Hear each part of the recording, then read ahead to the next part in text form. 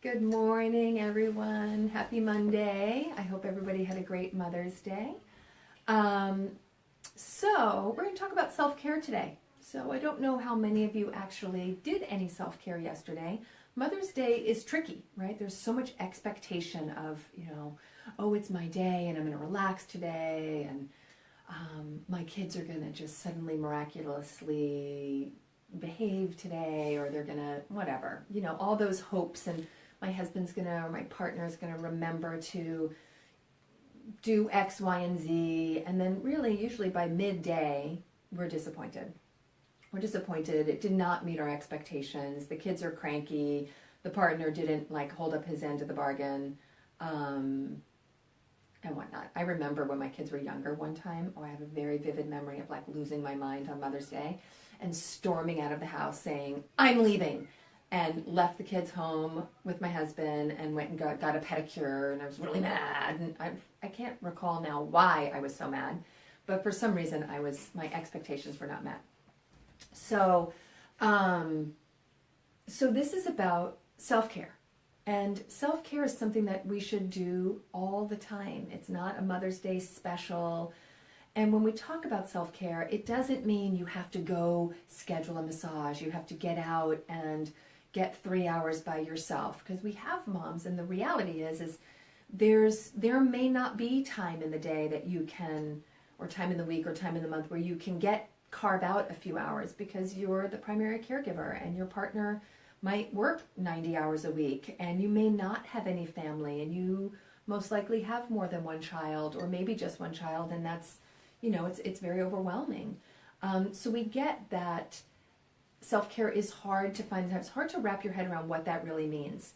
So what's really important is in your day, if you could just maybe take a shower by yourself and really just acknowledge, wow, I'm in the shower by myself right now. This is my quiet time. Maybe take an extra 5 minutes in your shower where you can pray, where you can meditate, where you can just kind of take a breath and have a thought about how you want your day to go, and maybe have some really yummy bath soaps or some oils in your shower that just make you feel good. Drop some essential oils on the floor of your shower in that 5-minute shower. Have a little scrubber thing that you really like that maybe you got one time when you were at the Korean spa and you got that hand scrubber thing and it just makes you feel better. But literally just taking a shower by yourself can be rewarding, can be calming to get you ready for your day. Having some kind of ritual around your day is really important, where you say, okay, this is my moment. I'm going to take my shower by myself, whether that means setting the kids up safely in their room where they can't get hurt, or doing that shower before your partner leaves in the morning, perhaps, so you can get some quiet time and know that the kids are taken care of. And allowing our partners to participate in childcare, knowing that the partner may not do everything the way you want it done. But if that partner is a primary caregiver, acknowledging that they're going to do it their way and their way is okay. But the more we step in and try to control how our partners parent our children, we just do it to ourselves, where we create this environment where we're the only ones that the kids will ever trust, or nobody can put the baby down to bed except me. Well, why? Why is that happening? Yes, you might be a breastfeeding mother. Yes, you might nurse your baby down to sleep, but there are times where you need to let your partner parent the way they're going to parent. It's really beneficial for your kids. Remember, one of the very first things my mother taught me, my mother, she had 7 kids, and, she had her limitations as a mother, but that's okay. But one thing that she did teach me, very, out of the gate, we had the baby, we were home, and I think my husband was going to change the diaper. I think the baby was probably literally 4 days old or something. And he went to go change the diaper, and I was like, no, you have to do it like this, and, put the baby over here and do the thing like this. And my mother, one of the most important parenting advices I ever got was from my mother saying, let him do it his way. It's important that the kids know him. He's gonna parent his way. You're gonna parent your way. And the kids need to know that, and let him do it his way. Because we start micromanaging our partners and we completely disable them where they don't have the confidence to put the babies to bed at night. They don't have the confidence to put them down for a nap. They don't have the confidence to make them breakfast in the morning.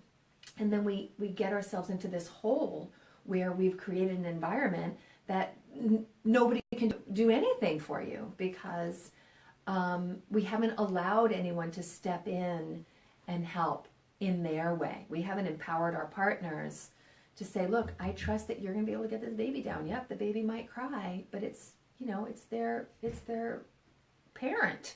They can work it out. The kid can work it out, and the dad or the mom or whomever is that partner can work it out.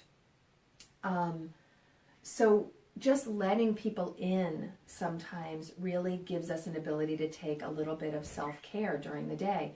Maybe you and a girlfriend, you guys, you have kids the same age, tap into your community. That's why community is so very important for self-care.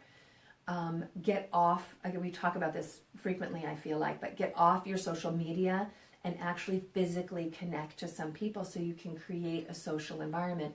We have a mom's group on Mondays here, and it's really important to sit down with a group of women. That alone can be self-care, sitting in a group of other mothers and sharing stories while the kids play. You can even, sometimes in mom's group, the mom will get up and come into the birth center and have a few minutes and chat with me and, eat something while their toddler is playing in the other room, knowing that their toddler is safe. That might be 5 minutes, and it might be just enough to kind of rejuvenate you for the rest of the day, ground you a little bit.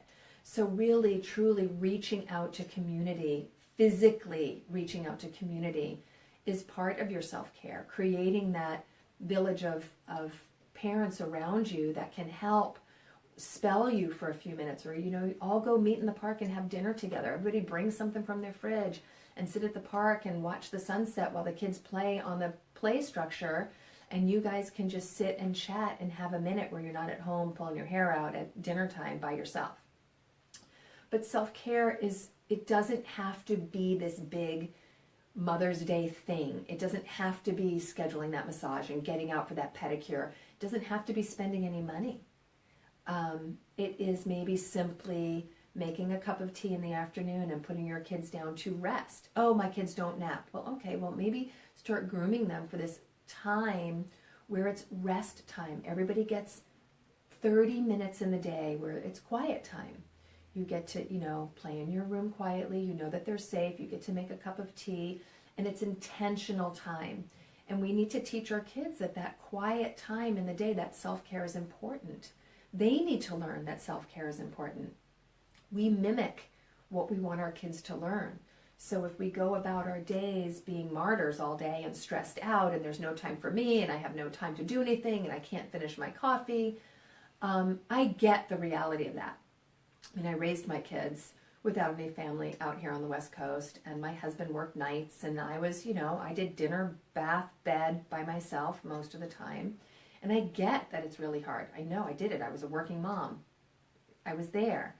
But, and I was not always the best at self-care. I still am not the best at self-care. And I have to remind myself, you know what, I'm going to get to that yoga class tonight.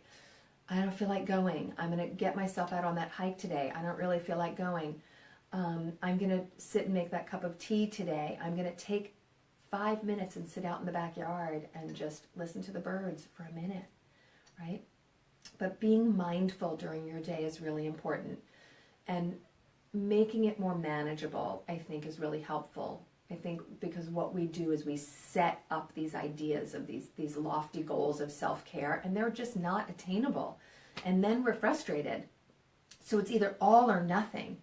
So I encourage you to look at your day and see, where is it that on a regular basis, maybe 2-3 times a week, maybe every day, I don't know, I can carve out 30 minutes, maybe 15 minutes here and 15 minutes there. 15 minutes in the morning when you're waking up, 15 minutes in the mid-afternoon.